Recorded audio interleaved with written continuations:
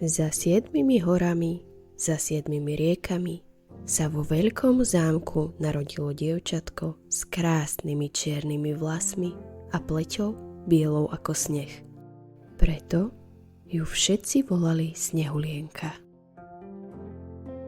Kráľovná zakrátko zomrela a kráľ sa opäť oženil. Snehulienkina macocha bola veľmi krásna, ale mala zlé srdce. Často sa pýtala zrkadla. Zrkadielko, povedže mi, kto je najkrajší na svete? A zrkadlo odpovedalo. Vy, kráľovná moja. Jedného dňa jej však zrkadlo povedalo, že najkrajšou na svete je Snehulienka. Zlú kráľovnú tieto slová veľmi nahnevali.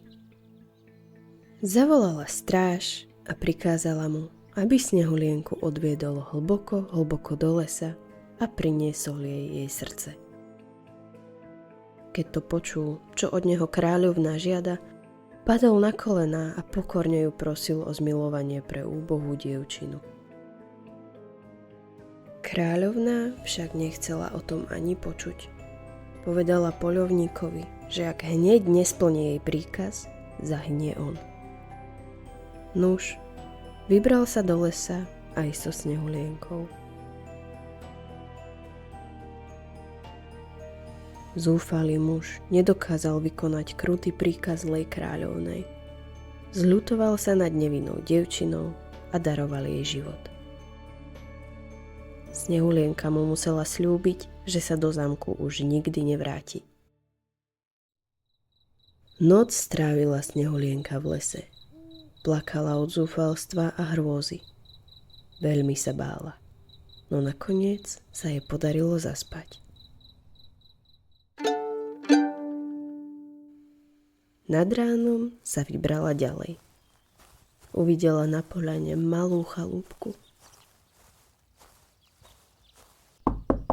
Zaklopala na dvere a hoci nepočula odpoveď, vošla dnu. V chalúbke bolo všetko veľmi maličké. V strede stál stôl so 7 stoličkami a všade bol veľký neporiadok. Snehulienka všetko poupratovala a potom unavená zaspala na gauči. Keď sa Snehulienka prebudila, s údivom uvidela, že sa na ňu díva 7 párov očí. Pred ňou stáli trpaslíci, ktorí bývali v tejto lesnej chalúbke už veľa rokov. Snehulienka porozprávala novým priateľom smutný príbeh svojho života a oni ju pozorne počúvali. Trpaslíkom prišlo ľúto milej dievčiny a ponúkli jej prístrešie na tak dlho, ako len bude chcieť. Snehulienka sa veľmi potešila a zdvorilo sa trpaslíkom poďakovala. V chalúbke trpaslíkov sa jej žilo výborne. Spriatelila sa s lesnými zvieratkami, ktoré ju každý deň navštevovali. Trpaslíkom z vďačnosti za pohostinstvo Snehulienka upratovala ich malú chalúbku a ozdobovala ju kvetmi, ktoré dostala od svojich malých priateľov. Varila im výborné jedlá, piekla koláčiky a čakala na trpaslíkov, ktorí každý deň kopali v bani diamanty. Keď sa vracali unavení, Snehulienka ich privítala s čarovným úsmevom a pozývala ich k stolu. Zatiaľ sa zlá kráľovná tešila, ako sa zbavila Snehulienky. Jej radosť však netrvala dlho. Raz sa spýtala svojho čarovného zrkadla. Zrkadielko, povedže mi, kto je najkrajší na svete? Zrkadlo jej odpovedalo. Najkrajšia je Snehulienka, ktorá býva v lesnej chalúbke spolu s trpaslíkmi. Zlá kráľovná nemohla uveriť tomu, čo počula.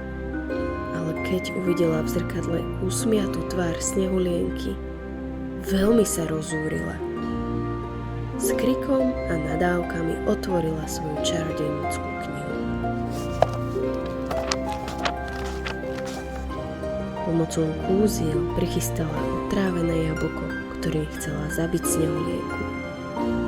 Preobliekla sa za starú sedliačku a pobrala sa k lesnej chalúbke s otráveným jablkom v ruke, aby ho darovala dievčine.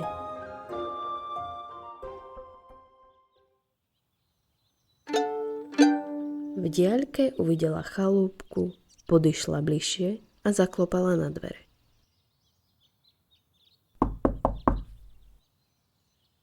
Dôverčivá Snehulienka vyšla von za, na prvý pohľad, milou starenkou a rada prijala voňavé a likotavé jablko.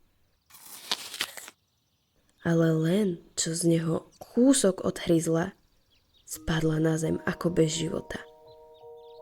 Kráľovná rýchlo zmizla. Keď sa trpaslíci vrátili domov, našli Snehulienku ležať na zemi.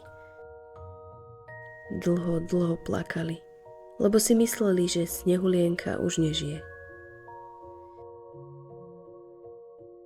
Pomocou zvieratiek zaniesli Snehulienku na lesnú poľanu a jemne ju položili na trávu medzi kvety. Srnky, medvede, zajačiky, veveričky, sovy, líšky, ježkovia boli veľmi smutní a ostali pri Snehulienke. Trpaslíci plní zármutku bdeli nad Snehulienkou niekoľko dní a nocí. Dva malé sláviky dlho spievali dievčine smútočné piesne. Trpaslíci si nevedeli ani predstaviť život bez krásnej priateľky, ktorá sa o nich tak výborne starala. Raz tadiaľ prechádzal mladý princ na koni, ktorého očarila krása Snehulienky. Nuž sa spýtal trpaslíkov, kto je tá krásna dievčina. Tí mu vyrozprávali jej smutný príbeh. Vznešený princ pristúpil k dievčine, aby ju mohol poboskať. Keď vzal Snehulienku do náručia, vypadol jej z úst kúsok otráveného jablka. Snehulienka otvorila oči a usmiala sa na svojho vysloboditeľa. Natešení trpaslíci začali tancovať a spievať. Zvieratka sa rozbehli po lese, aby všetkým oznámili radostnú novinu. Všade bolo veľmi veľa radosti a lásky. Snehulienka a princ sa do seba zaľúbili na prvý pohľad. Princ požiadal Snehulienku o ruku a ona súhlasila, že sa stane jeho ženou. Keď trpaslíci videli, že si dievčina našla výborného starostlivého muža, veľmi jej to prijali. Mladý princ vysadil Snehulienku na koňa, aby ju mohol odviesť do svojho zámku a predstaviť kráľovskej rodine.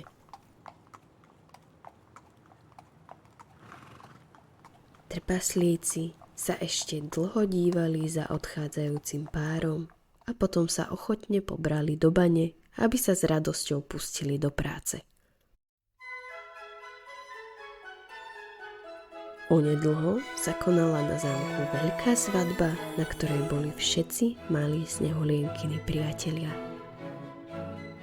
Keď sa zlá kráľovná dozvedela o šťastnom manželstve Snehulienky, rozbila začarované zrkadlo a od zlosti sa premenila na škaredú ropu.